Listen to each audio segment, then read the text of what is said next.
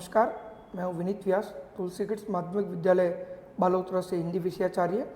और आज मैं कक्षा सप्तमी हिंदी पाठ्यपुस्तक वसंत भाग 2 का द्वितीय अध्याय दादी माँ, जिसके लेखक शिव प्रसाद सिंह हैं, उसका भावार्थ समझाने के लिए प्रस्तुत हुआ हूँ।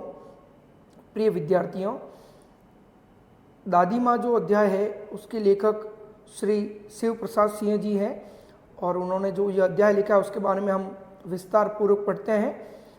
तो लेखक लिखते हैं कि कमजोरी ही है अपनी, पर सच तो यह है कि जरा सी कठिनाई पड़ते बीसों गर्मी, बरसात और वसंत देखने के बाद भी मेरा मन सदा नहीं तो प्रायः अनमना सा हो जाता है। लेखक अपने बारे में बता रहा है कि जरा सी कठिनाई पड़ते ही बीसों गर्मी, बरसात, वसंत देखने के बाद भी मेरा मन जो है वो सदा एक जैसा अनमना नहीं रहता था। मेरे शुभ चिंतक मतलब जो मेरा हमेशा अच्छा सोचते हैं, मेरे शुभ चिंतक मित्र मुंह पर मुझे प्रसन्न करने के लिए आने वाली छुट्टियों की सूचना देते हैं। जो दादी माँ के बारे में कहा गया है कि जो शुभ चिंतक मित्र होते हैं वो उनके मुंह पर उनको प्रसन्न करने के लिए आने वाली छुट्टियों की सूचना देते थे कि भाई छुट्टियां आ रही है तो आप आ जाओ। और पीठ पीछे मुझे कमजोर और जरा सी प्रतिकूलता अनुकूलता का विपरीत प्रतिकूलता होता है, यानी समस्या से घबराने वाला कहकर मेरा मजाक उड़ाते हैं। मैं सोचता हूँ, अच्छा अब कभी उन बातों को ना सोचूंगा, ठीक है जाने दो, सोचने से क्या होता ही क्या है। पर बस मेरी आंखों के सामने यानी सर्दी की शीत किरणों के समान स्वच्छ शीतल किसी की धुंधली छाया नाच उठती है। अब किसकी छाया नाच उठती है, किसकी यादें लेखक के आंखों के सामने आ रही है, उसके बारे में आगे लिखा हुआ है। मुझे लगता है जैसे क्वार के दिन आ गए हैं।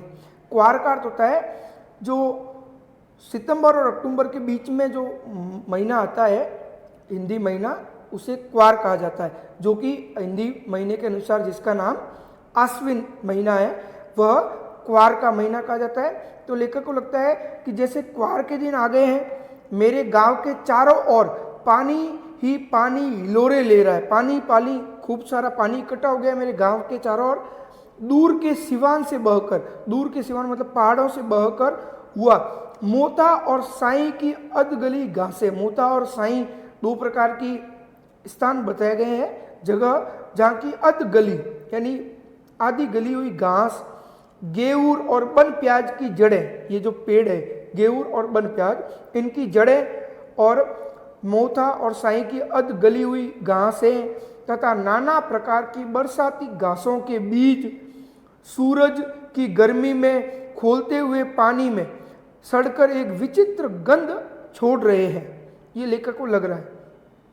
रास्तों में कीचड़ सूख गया है और गांव के लड़के किनारों पर झाग भरे जो जलाशय है, तालाब है, उसमें बड़े धमाके यानी बड़े आनंद से कूदकर मजा ले रहे हैं। अपने अपने मौसम की अपनी अपनी ही अलग अलग बातें होती हैं। आषाढ़ में आम और जामुन न मिले तो चिंता नहीं, अगहन में चिवड़ा और गुड़ न मिले तो भी चिंता नहीं, दुख नहीं। चैत्र यानी चैत महीना, जो चैत्र महीना होता है, उसके दिनों में लाई के साथ गुड़ और गुड़ की पट्टी न मिले उसका भी कोई अफसोस नहीं। पर अगर क्वार आश्विन के दिनों में गंधपूर्ण यानी पूरी तरह से बदबू से युक्त झाग भरे जल में कूदना न हो तो बड़ा ही बुरा मालूम होता है, बहुत ही दुख होता है। मैं भीतर हुड़क रहा था, यानी प्रसन्न हो रहा था। एक दिन ही तो कूद सका था, नहा धोकर बीमार हो गया मैं। हल्की बीमारी न जाने क्यों मुझे अच्छी लगती है। थोड़ा थोड़ा ज्वर हो यानी बुखार हो, सर में साधारण सा दर्द हो और खाने के लिए दिन भर नींबू और साबू हो। साबूदाने की बात हो रही है, लेकिन इस बार ऐसी चीज नहीं थी। लेखक कह रहा है ज्वर जो चढ़ा, ज्वर मतलब बुखार, जो चढ़ा तो चढ़ता ही गया, बुखार तेज होता ही गया। रजाई पर रजाई और उतरा रात 12 बजे के बाद वो बुखार। उसके बाद लेखक कह रहा है दिन में मैं चादर लपेटे सोया था, दादी माँ आई, शायद नहाकर आई थी उसी झाग वाले जल में, जहाँ लेखक बड़े धमाके के साथ उसके दोस्तों के साथ झाग भरे जल में कूदा करता था। तो लेखक जब चादर में लपेटा हुआ सो रहा था दिन में, तब दादी माँ आई और उसे नहाकर आई लग रहा था, और ऐसा लग रहा था जैसे झाग वाले जल में नहाकर आई हो। पतले दुबले स्नेह सने शरीर, दादी माँ का शरीर जो था बहुत ही पतला और दुबला था, और स्नेह सरे शरीर पर किनारीहीन धोती पहनी हुई थी दादी जी के। सन से सफेद बालों के सिरों पर सद्य टपके हुए जल की शीतलता, उनके बाल भीगे हुए थे और उस बालों से जल की बूंदें गिर रही थी। आते ही उन्होंने सर और पेट छुए, मेरे सर पर और पेट पर हाथ रखा और उसको स्पर्श करके कुछ अनुभव किया।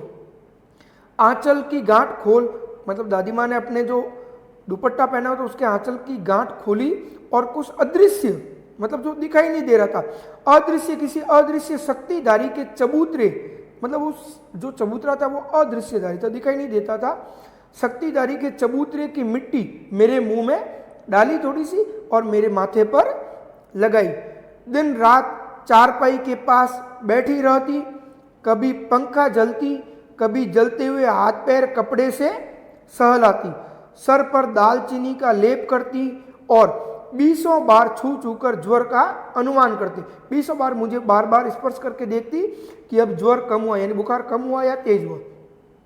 हांडी में पानी आया कि नहीं आया, उसे पीपल की छाल से छोंका कि नहीं, ये सब लेखक कह रहा है कि मेरी दादी जी मेरे ज्वर के इलाज के लिए ये सब करती थी। देखती थी कि हांडी में पानी आ गया, गर्म हुआ या नहीं हुआ, उस पानी में पीपल की छाल को छोंका गया कि नहीं गया, खिचड़ी में मूंग की दाल एकदम मिल गई है कि नहीं मिल गई है, कोई बीमार के घर में सीधे बाहर से आकर तो नहीं चला गया, आदि लाखों प्रश्न पूछ पूछ कर घर वालों को परेशान कर देती दादी कि भाई कोई बीमार के रूम में कोई गया तो नहीं बाहर वाला। दादी माँ को गवई गांव की 50 किस्म की दवाइयों के नाम याद थे।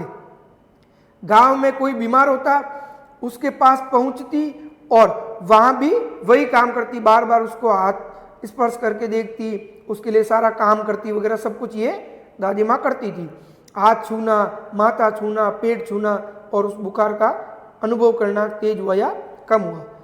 फिर भूत से लेकर मलेरिया, सरसाम, निमोनिया तक का अनुमान विश्वास के साथ सुनाती, भाई इसको मलेरिया है, निमोनिया है, या इसको किसी भूत की प्रेत की छाया लग गई है, या कोई सरसाम नामक रोग हो गया है। ये सब विश्वास के साथ उन घर वालों परिवार वालों को दादी माँ बताया करती थी। महामारी और विषुचिका के दिनों में, विषुचिका का मतलब होता है एक अकाल के समय, महामारी के समय कुछ दिनों में के रोज सवेरे उठकर स्नान के बाद लवंग यानी लौंग और गुड़ मिश्रित जल की धारा, गुग्गल और धूप, सफाई कोई उनसे सीख ले दादी माँ से। दवा में देर होती, मिश्री या शहद खत्म हो जाता, चादर या गिलाफ नहीं बदले जाते तो वे जैसे पागल हो जाती, क्योंकि वो सफाई का बहुत ही ख्याल करती थी दादी माँ। बुखार तो मुझे अब भी आता है, नौकर पानी दे जाता है, मेष महाराज और अपने मन में पकाकर खिचड़ी या साबू, डॉक्टर साहब आकर नाड़ी देख जाते हैं और कुनेन मिक्सचर की शीशी की तिताई के डर से बुखार भाग भी जाता है। ये सब दवाई के बारे में बताया जा रहा है, पर न जाने क्यों ऐसे बुखार को बुलाने का जी नहीं होता। उसके बाद लेखक कह रहा है, किशन भैया की शादी ठीक हुई, दादी माँ के उत्साह और आनंद का क्या कहना। जब किशन भैया की शादी हुई तो दादी माँ का उत्साह और आनंद बहुत ज़्यादा था, उसका क्या कहना। दिन भर गायब रहती थी उसकी कामकाज में, किशन भैया की शादी के सारा घर जैसे उन्होंने सर पर उठा लिया हो। पड़ोसी ने आती, बहुत बुलाने पर दादी माँ आती, बहन बुरा न मानना, कार परोजन का घर ठहरा, एक काम अपने हाथ से न करूं तो होने वाला नहीं। मतलब दादी माँ कहती थी सारे काम मुझे अपने हाथ से करने पड़ते हैं। जानने को यूं सभी जानते थे कि दादी माँ कुछ करती नहीं है, लेकिन फिर भी दादी माँ ऐसा कहती थी। पर किसी काम में उनकी अनुपस्थिति वस्तुतः विलंब का कारण बन जाती। अगर कोई काम में दादी माँ नहीं होती थी तो वह कारण थोड़ा विलंब यानी देरी से स्टार्ट होता था, प्रारंभ होता था। उन्हीं दिनों की बात है, एक दिन दोपहर को मैं जब घर लौटा, बाहरी निकसार में यानी बाहरी एरिया में दादी माँ किसी पर बिगड़ रही थी, मतलब गुस्सा कर रही थी। देखा पास के कोने में दुबकी रामी चाची खड़ी है, सो ना होगा धन्नो। रामी चाची कहती, मतलब दादी माँ कहती थी ये नहीं होगा धन्नो, यानी सो ना होगा धन्नो। रुपए मैं सूद के आज दे दे, मैं सूद मतलब ब्याज के साथ आज वापस दे दे। तेरी आंखों में तो शर्म ही नहीं, मांगने के समय कैसी आई थी, पैरों पर नाक रगड़ती फिरी, किसी ने एक पाई भी न दी। अब लगी है आजकल करने फसल मैं दूंगी, फसल मैं दूंगी, अब क्या तेरी खातिर दूसरी फसल कटेगी।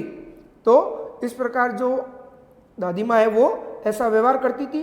प्रिय विद्यार्थियों, आज मैं इस अध्याय के इसी पाठ तक आपको समझाऊंगा। इसके पीछे वाला जो शेष भाग है वो अगले वीडियो में आपको समझाया जाएगा। धन्यवाद।